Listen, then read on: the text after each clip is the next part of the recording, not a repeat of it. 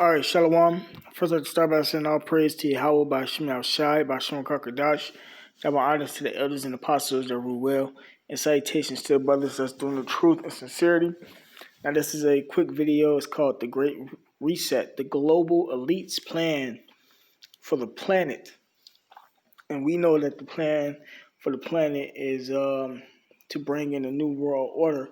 But before I get into any precepts, I'm going to go ahead and play this, and then I'm bring the precepts in.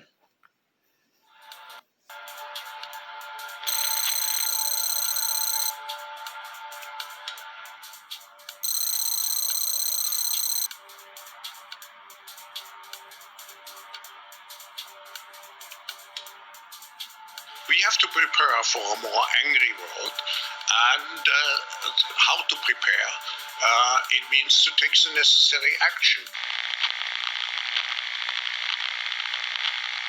What we want to do in Davos this year in this respect is to push the reset button.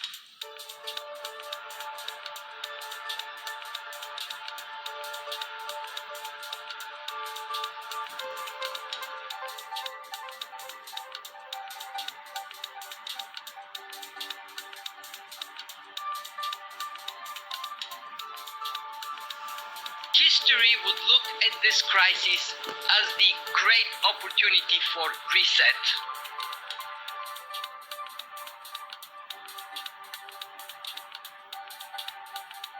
The next time someone tells us that tackling climate change is either too costly or too difficult, I think we need to remind them and remind ourselves of what just is happening right now.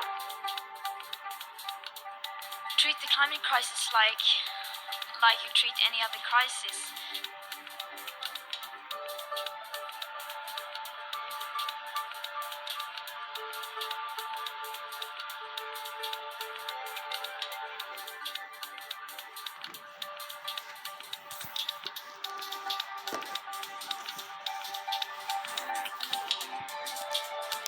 It is imperative that we reimagine, rebuild, redesign, reinvigorate, and rebalance our world.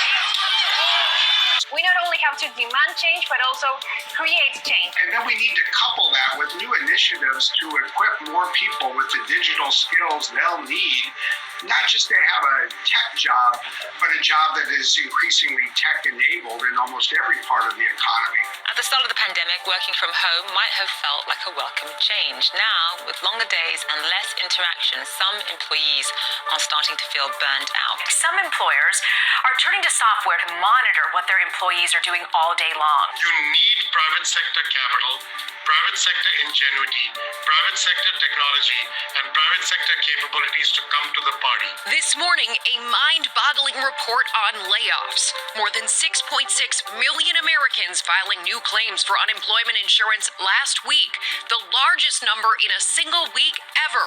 We will now start a quite high number of task forces to look at all the different issues, and we will present all those ideas to the people assembled in Davos.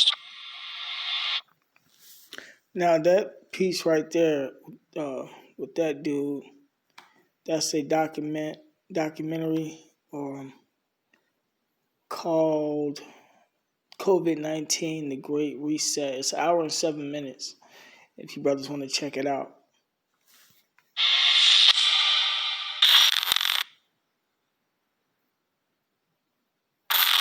And just like that, everything in the world is made right and pure again. The Great Reset. What could be simpler? Right, so all the Great Reset is really actually is code word for the New World Order. Esau is trying to bring in a New World Order where the elites is going to run this place. They're going to have everybody chipped, those who are still here. They're going to activate their Georgia Guidestones and kill off a lot of people just to save, 500 million. So that's part of the Slackit. That's part of the Great Reset, man.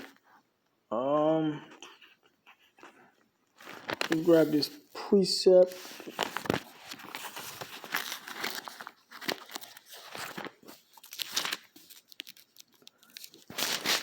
That's the reason why they activated COVID-19. That's why they bankrupted the economies. The coronavirus stands for, if I'm not mistaken, the Crohn's virus that was pushed out by the British Crown. But that's what it means. This is Psalms chapter 49, verse 11. It says, their inward thought is that their houses shall continue forever, and their dwelling places to all generations. They call the lands after their own names. And that's Esau, the elites, man. They think this place is going to continue forever, man.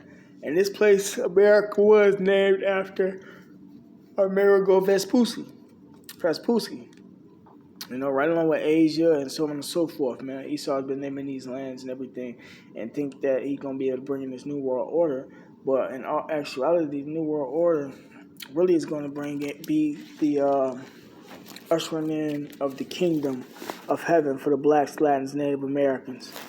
You know, and all the heathen going into slavery, which are those that ain't of black, Latin, and Native American descent or descent. But this is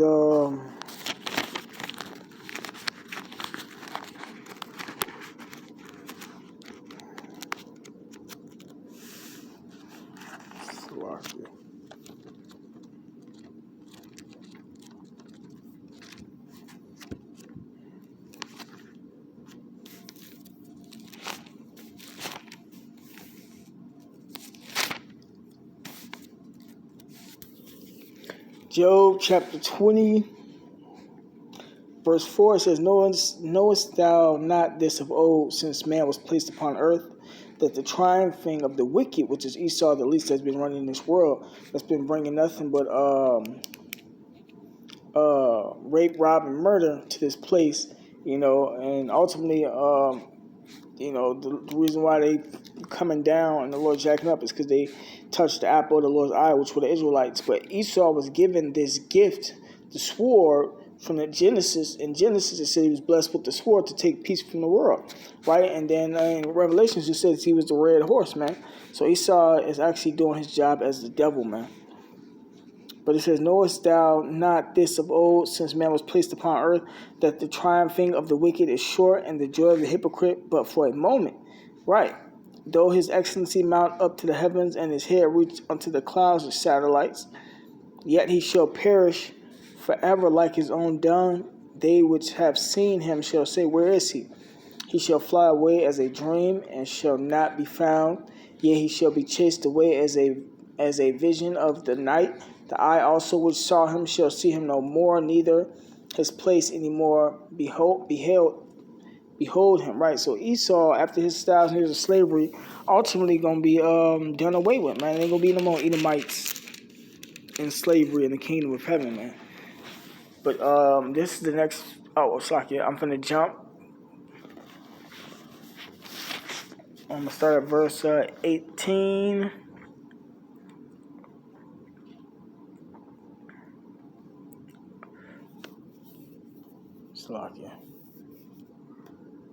That which he labored for shall he restore, and shall not swallow it down. According to his substance shall the restitution be, and he shall not rejoice therein. Right, so he laboring for this new world order, man. You know, and all the wealth that he has taken from the blacks, Latin, and Native Americans is going to be given back, man. Esau hoarding up all the treasures and everything, you know. It says, because he hath oppressed and hath forsaken the poor, the Israelite man, because he hath violently taken away in the house which he buildeth not. Right, man. Esau, like I said in the beginning, Esau raped, robbed, and murdered everything, man. And that's scriptural. That's in the scriptures, man. Surely he shall not feel quietness in his belly. He shall not, he shall not save of that which he desired, there shall none of his meat be left. There shall no man look for his goods, right? Because all these trade agreements that they have had, Trump and cut them off and backed up out of them. Esau doesn't really have any more money, and then the nations they are making their own trade agreements with each other. The recent one that I just read, I think it just got signed sometime this month. Lucky about this phone.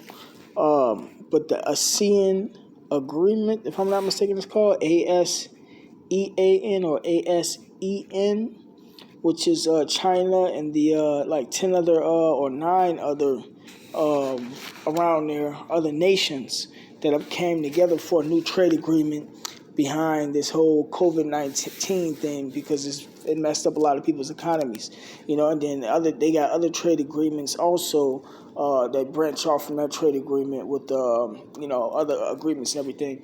So all the nations are turning from Esau, It says, in the fullness of his sufficiency shall he be in straits meaning a position of difficulty. He's going to be trying to bring in this new world order, but, that's when all hell going to break loose on him. Every hand of the wicked represents the other nations, shall come upon him.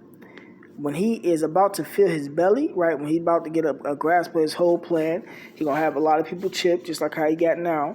There's going to be more people chipped. Concentration camps going to be activated. Martial law over here going to be activated, man. So on and so forth.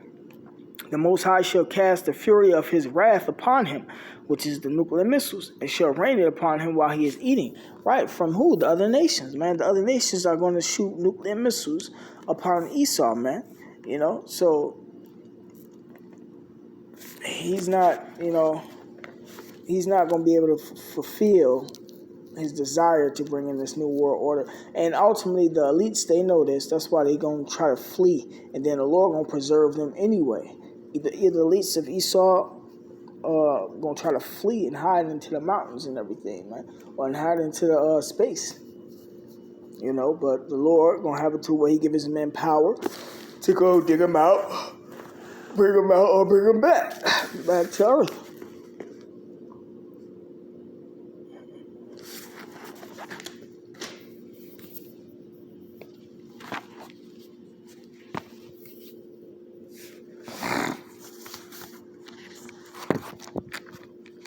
This is the last precept. This is 2nd Ezra chapter 6, verse 6. It said, Then did I consider these things, and they all were made through me alone, and through none other. By me also they shall be ended, and by none other. Then answered I and said,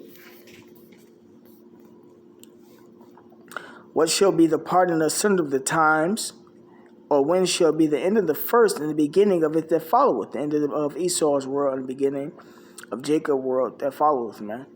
And he said unto me, From Abraham unto Isaac, when Jacob and Esau were born of him, Jacob's hand held first the heel of Esau. And that's what we're doing now, holding on Esau's heel by bringing his lies down, bringing his foundation down. For Esau, which is the white man, the Edomite, the Caucasian, is the end of the world, and Jacob is the beginning of it that follows. So that's all the end of the world represents. Esau's kingdom coming down, and Jacob's, the blacks/Native Americans, no matter how hard it's seen, or how it looks like it ain't gonna happen, that's what's coming, man. So with that being said, call Allah, Yahweh Shema Shai, double honors to the elders and apostles that rule well, and salutations to the brothers that's doing the truth and sincerity. Shalom.